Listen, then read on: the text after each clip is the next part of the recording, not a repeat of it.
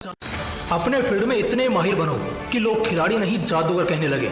और अपने फील्ड का जादूगर बनने के 4 कमाल के तरीके आज इस वीडियो में बताने वाला हूँ। लेकिन उससे पहले आपके साथ 2 जादूगरों के किस्से शेयर करता हूँ जो शायद आपने पहले भी कई बार सुने होंगे, लेकिन एक बार फिर सुनना, क्योंकि वो 4 तरीके समझने से पहले ये किस्से सुनना बहुत जरूरी है।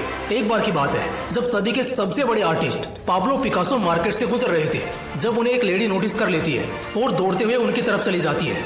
पिकासो वर्ल्ड के फेमस एंड लेजेंड आर्टिस्ट होते हैं, तो ऐसे में इतनी एक्साइटमेंट तो जायज है। वो लेडी पिकासो को तुरंत पहचान लेती है कि ये तो इतने बड़े और फेमस आर्टिस्ट हैं जिनकी कला का तो कोई जवाब ही नहीं है।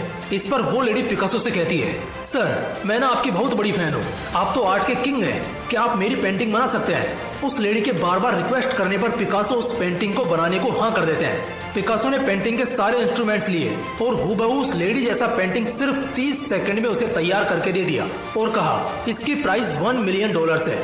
ये सुनकर उस लेडी को अपने कानों पर भरोसा नहीं हुआ। उसने दोबारा पूछा कि कितना हुआ? पिकासो ने एक हल्की मुस्कुराहट के साथ कहा, मैडम आपने बिल्कुल सही सुना, आपकी पेंटिंग के हुए पूरे $1 मिलियन। ये सुनकर वो लेडी जैसे सदमे में चली गई। उस लेडी ने कहा, मगर पिकासो आपने तो सिर्फ 30 सेकंड लिए बस, और 30 सेकंड काम करने का आप इतना बड़ा अमाउंट कैसे बता सकते हैं? पिकासो ने फिर एक बार बड़ी शांति अंदाज में मुस्कुराते हुए उस लेडी से कहा, मैडम ये आपके लिए बस 30 सेकंड की मेहनत होगी, मगर इस पेंटिंग के पीछे जो एफर्ट्स हैं, जो मेहनत डालकर मैंने अपनी स्पीड को इम्प्रूव किया है, मुझे मेरे आर्ट को इस लायक बनाने के लिए 30 साल लगे हैं। दोस्तों मुझे लगता है इस पॉइंट तक वो लेडी और आप दोनों ही समझ चुके होंगे कि इंसान की कीमत, उसके काम की कीमत तभी बढ़ती है जब वो हर बढ़ते दिन के साथ अपने उस कला को भी दोगुनी तेजी से इम्प्रूव करता है। तभी तो ये जमाना ऐसे लोगों को सिर्फ खिलाड़ी नहीं बल्कि जादूगर कहने लगता है। दोस्तों जो खेल में अच्छा होता है उसे खिलाड़ी कहते हैं, लेकिन जिसे खेल में जादू डालना आता है ना, यानी कि वो खेल को इस तरह खेलता है कि वो अगर उतर गया तो जीत पक्की। जब ऐसी संभावना किसी शख्स को लेकर बन जाती है तो फिर वो शख्स खिलाड़ी नहीं बल्कि जादूगर बन जाता है। अगर जादूगर बनने की बात चली रही है तो क्यों ना एक और जबरदस्त किस्सा हो जाए। एक ऐसा बंदा जिसे हॉकी के जादूगर मेजर ध्यानचंद के रूप में दुनिया जानती है। इस बंदे ने खेले सिर्फ 186 मैचेस, मगर फिर भी इसके खाते में 500 से भी ज्यादा गोल्स हैं। इन्हें जादूगर क्यों कहा जाता था जानते हो? क्योंकि हॉकी की गेंद इनके बल्ले से कुछ इस कदर चिपक जाती थी कि विरोधी उसे अलग ही नहीं कर पाते थे। इसी वजह से उन्हें हॉकी का जादूगर भी कहा करते थे। पहले तो लोगों को और उनके विरोधियों को ऐसा लगता था कि ध्यानचंद का ये कोई षड्यंत्र है, वो शायद किसी टेक्निक की मदद से अपने बल्ले को गेंद से चिपका कर आते हैं। और सब करने की एक वजह भी थी कि वो हमेशा अपने एक ही बल्ले से मैदान में उतरते थे। जब ये चीजें बहुत से लोगों के दिमाग में खटकने लगी, तब एक बार फाइनली इस चीज को परखने का निश्चय किया गया, जहां एक मुकाबले में ध्यानचंद को खेलने के लिए दूसरे खिलाड़ियों से अलग सा बल्ला दिया गया और ये एसोसिएशन ने खुद ही किया था। ध्यानचंद के विरोधियों को इस बात की उम्मीद थी कि जो उनका शक है वो यकीन में बदल जाएगा, क्योंकि ध्यानचंद अपना जादू यहाँ नहीं दिखा पाएगा।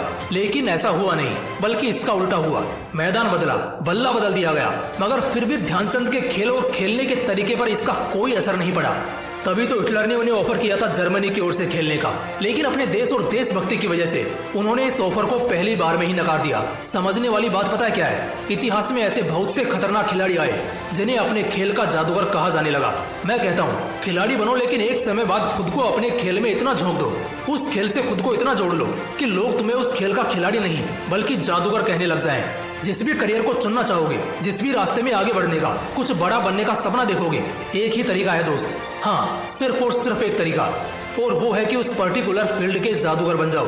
तो आओ यार, बहुत हो गया इंतजार, करते हैं एक नई शुरुआत और जानते हैं वो राज जिससे कैसे एक इंसान अपने मन के हिसाब से खेल जीत सकता है, हर मैदान फतेह कर सकता है। चलो जानते हैं। Trick number 1, make a strong grip. सबसे पहली चीज कि जिस भी फील्ड में तुम टॉप के पोजीशन को हासिल करना चाहते हो, सबसे पहले उसकी जो पकड़ होगी ना तुम्हारी, वो एकदम मजबूत होनी चाहिए। उस खेल की समझ तुम्हारे अंदर सबसे ज्यादा होनी चाहिए। अब अगर तुम ऐसा सोचने लगे कि हाँ यार ठीक ही है, पड़े पड़े सब मिल जाएगा, सब हो जाएगा, नहीं होगा बॉस। एक्टर बनना चाहते हो, एक्टिंग की ग्रिप को सबसे मजबूत रखो। क्रिकेटर बनना चाहते हो, उस गेम की पकड़ को बहुत मजबूत रखो। सीए या बिजनेसमैन बनना चाहते हो तो अकाउंट्स और हिसाब किताब तुम्हारे जुबान पर होना चाहिए। तो सबसे पहली चीज यही है कि पकड़ बहुत मजबूत होनी चाहिए, और अगर ये हो जाता है तो आपका स्वागत है मेरे दोस्त अगली कड़ी में। Trick number 2, try safe shortcuts. अक्सर शॉर्टकट्स रिस्की होते हैं, इसी वजह से कहा जाता है कि सफलता का कोई शॉर्टकट नहीं होता। इस बात में हालांकि दम है, लेकिन 100% इस बात को सच मानकर चलना भी हमें बहुत लेट सक्सेस दिला सकता है। कुछ लोग ऐसा क्या करते हैं जो किसी कॉम्पिटिटिव एग्जाम को 3-4 साल में फोड़ लेते हैं, तो वहीं कुछ लोग कई साल तक करते हैं लेकिन फिर भी नहीं निकलता। ऐसे एक एक करके बात करने जाऊं तो बहुत बड़ा लेक्चर हो जाएगा, लेकिन तुम में से कुछ समझदार लोग कहेंगे ऐसा इसलिए होता होगा क्योंकि वो लोग सीरियस नहीं होंगे। मैं कहता हूं जो इंसान 7-8 साल से कहीं रगड़ रहा हो, अपना माथा खराब कर रहा हो, ऐसा मुमकिन ही नहीं है कि वो सीरियस ना हो। हाँ जी बिल्कुल, ये पॉसिबल ही नहीं है। लेकिन हाँ, बात अगर शॉर्टकट की करें तो जिन्होंने पहले फोड़ा है उन्होंने ज्यादा दिमाग चलाया है ये जानने और समझने में कि और क्या क्या ऐसा हो सकता है जिससे उन्हें मदद मिले।